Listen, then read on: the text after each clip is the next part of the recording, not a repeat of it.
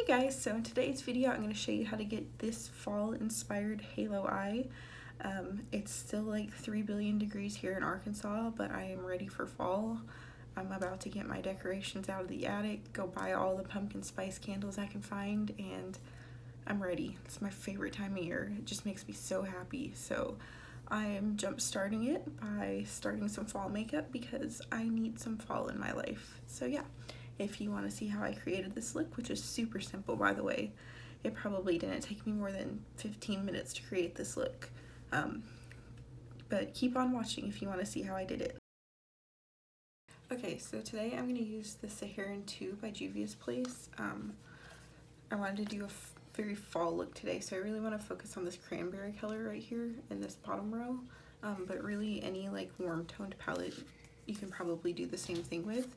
But I'm going to start off with this shade in my crease. This shade you just want to take and fluff out in your crease. It doesn't need to be real precise or anything like that, just get a base color down. The brush I'm using is just a blending brush that came in a Wet n Wild set. Any fluffy blending brush will do the trick.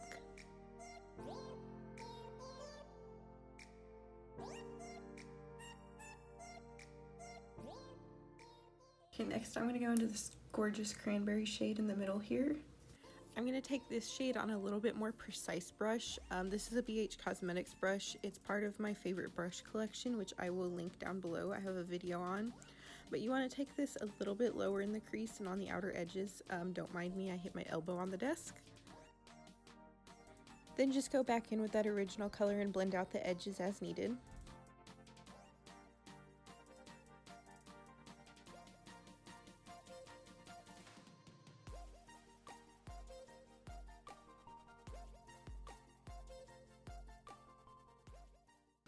Okay, now I'm going to deepen it up a little bit more. I'm going to go into this dark brown down here in the corner. I'm taking this shade on a Morphe tapered, pointed, I don't remember what they call it, blending brush. It's a real small blending brush, great for detailed blending. Again, it's part of my favorite brushes, which is linked down below. You just want to take that shade and deepen things up and then go back in with your other colors and blend out as needed.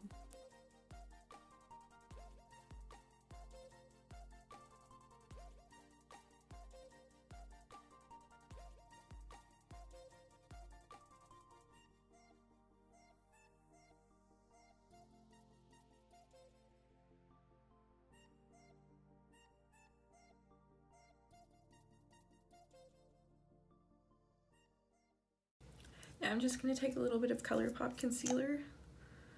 I'm going to put a little bit of it on the back of my hand. And I'm going to create just a soft little halo. Just gently dab the concealer on your eye. Make sure it's really soft. You don't want an intense line here.